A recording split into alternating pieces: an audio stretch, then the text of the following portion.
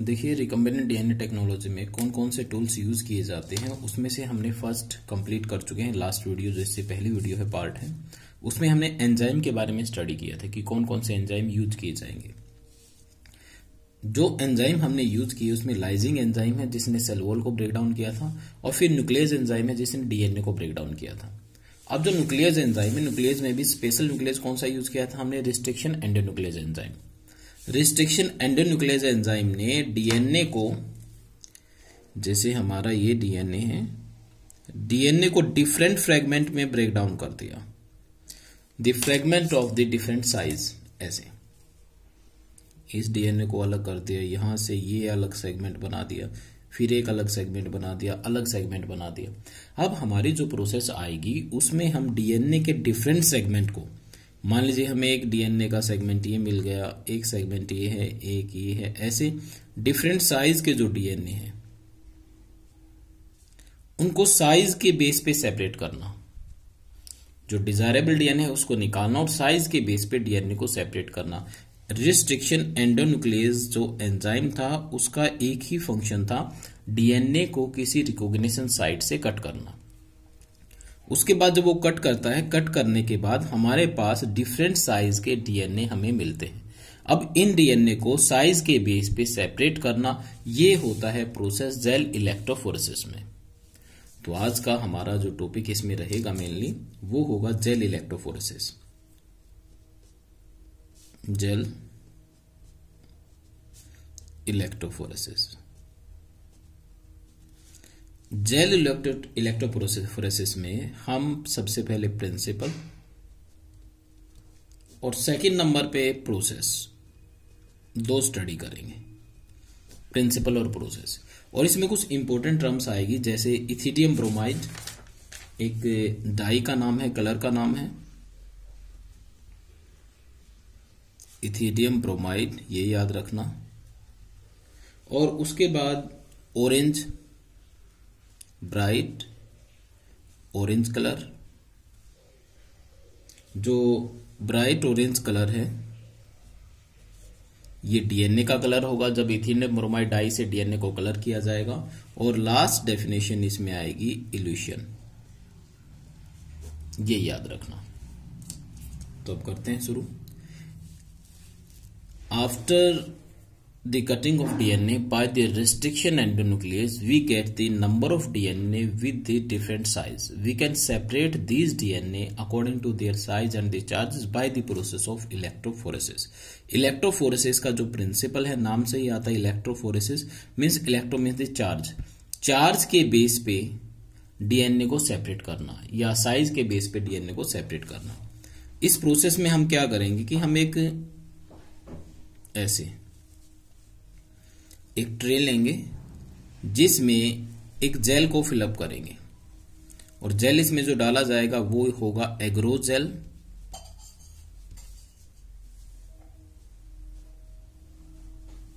एग्रोज gel, agarose gel डालने के बाद अभी जो ट्रे जो हमने ली है इसके एक तरफ नेगेटिव इलेक्ट्रोड लगा देंगे और दूसरी तरफ लगा देंगे पॉजिटिव इलेक्ट्रोड, मतलब एनोड, और एक तरफ आएगी कैथोड। इसके बाद हम इसमें वो डीएनए डालेंगे जो हमें सेपरेट करना है।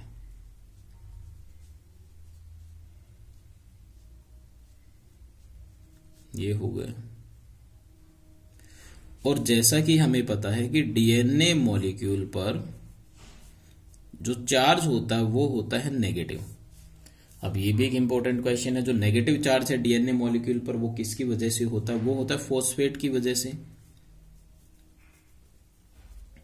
फॉस्फेट पे नेगेटिव चार्ज है तो डीएनए पर चार्ज नेगेटिव आएगा, और नेगेटिव चार्ज डीएनए पे है तो इस वजह से जब इलेक्ट्रिसिटी पास करेंगे तो negatively charge DNA attract toward the cathode, anode sorry. दोबारा देख ले इसमें क्या क्या हमने किया है। पहले तो देखिए प्रिंसिपल क्या है इसका। Gel electrophoresis, it involve the separation of particle based on the charge, charge के बेस पे पार्टिकल को सेपरेट किया जाएगा by applying the electric current. Means the positively charge of molecule है they move toward the negative, that is called the cathode, और negatively charge molecule they move toward the anode that is the positively charge electrode. Process में क्या किया कि a molecule of DNA can be cut into the fragment by the enzyme restriction endonuclease. Restriction endonuclease ने enzyme जो DNA है, DNA को कोई कई फ्रेगमेंट में ब्रेक डाउन कर दिया है। Then these fragments of the DNA are separated by the gel electrophoresis। तो जेल इलेक्ट्रोफोरेसिस से उन दोनों सभी सेगमेंट को अलग अलग करेंगे, सेपरेट करेंगे। Because of the DNA fragment are negatively charge a molecule they move toward the anode. ये भी आपको बता चुका हूं कि इस पे डीएनए पर जो चार्ज नेगेटिव होता है और नेगेटिव फॉस्फेट की वजह से होता है, इस वजह से ये पॉजिटिव इलेक्ट्रोड की तरफ यानी कि एनोड की तरफ मूव करेंगे। लेकिन एक प्रॉब्लम है, जब ये एनोड की तरफ आएंगे तो ये आएंगे किस में से होते हुए? जेल एग्रोजेल में से आएंगे। एग्रोजेल एक पोरस मीडियम होगा जिसमें छोटे छोटे पोर्स प्रेजेंट होंगे, जिसकी वजह से डीएनए की जो मूवमेंट होगी काफी स्लो होगी। और जो स्मॉल साइज डीएनए है, जिसका साइज बहुत छोटा है, वो तो बहुत जल्दी उस पोर्स में से होता हुआ एनोड की तरफ आ जाएगा। जिनका साइज थोड़ा सा लार्ज है वो डीएनए थोड़ा लेट आएंगे, और जिनका और लार्ज है वो थोड़ा और पीछे मिलेंगे। ऐसे साइज के बेस पे डीएनए को सेपरेट करेंगे तो वो डीएनए जिसका साइज लार्ज है वो सबसे पीछे मिलेंगे, और वो डीएनए जिनका साइज स्मॉल है वो सबसे आगे मिलेंगे। इस मेथड से हम डीएनए को उसके साइज के बेस पे सेपरेट कर सकते हैं। एक मिनट, हाँ, अब आगे देखते हैं। In gel phoresis electrophoresis these DNA fragment are mixed in agarose gel. Agarose gel के साथ उसको मिक्स कर देंगे। ये अंदर जो दिखा है ये एग्रोजेल है जो ट्रे में डाला है। Then apply the electric field, और जैसे ही हम इलेक्ट्रिक फील्ड अप्लाई करते हैं, इलेक्ट्रिक करंट अप्लाई करते हैं, DNA fragment move toward the anode. वो एनोड की तरफ आएंगे according to their molecular size through the agarose gel. Smaller fragment move faster than as compared to the larger fragment, and the separated DNA fragment can be observed only after the staining. अब जो DNA molecule separate हुए हैं, हमें वो DNA molecule दिखाई नहीं देंगे, तो उससे पहले हम क्या करेंगे? जब उनको एग्रोजेल में मिक्स करना है, यहां पर एग्रोजेल में जब उनको मिक्स करना है, उससे पहले हम इनको ऐड करते हैं, इनको डालते हैं ethidium bromide, ethidium bromide dye में उसको डालते हैं। जैसे इथिडियम ब्रोमाइड डाई में उसको डालेंगे तो डीएनए का जो कलर है वो हमें यूवी लाइट की प्रेजेंस में ब्राइट ऑरेंज, जो बताया था डीएनए का कलर होगा ब्राइट ऑरेंज कलर हमें दिखाई देगा। और कौन सी डाई में इसको मिक्स किया जाता है, स्टेन किया जाता है? इथिडियम ब्रोमाइड में। Then we can see the bright orange color bands of the DNA in the ethidium bromide in the presence of UV light. Then next, these separated bands of DNA are cut out from the agarose. बाद में उसको एग्रोजेल से निकाल लिया जाता है and extracted the gel from the gel, and this step is called the elution. और evolution की डेफिनेशन यहां पे भी लिखा था। इल्यूशन क्या है? अब जैसे सेपरेट हो गए, सेपरेट होने के बाद डीएनए के डिफरेंट फ्रेगमेंट को अलग कर लिया जाता है जेल में से निकाल के। The process of extraction of different size of the DNA from the एग्रोजेल, this is called the evolution. उसके बाद उनको प्यूरिफाई किया जाता है, purifying the eluted DNA fragment and use in the constructing of rDNA by joining the cloning vector, और उसको बाद में ना क्लोनिंग वेक्टर बनाने के लिए यूज किया जाता है। तो ये हमारी कंप्लीट प्रोसेस थी जेल इलेक्ट्रोफोरेसिस में, और ये सेकेंड टूल यूज किया जाता है rDNA टेक्नोलॉजी। देखिए जैसे ये हो गई हमारी rDNA टेक्नोलॉजी, इसमें एक as a second tool use किया जाता है जेल इलेक्ट्रोफोरेसिस।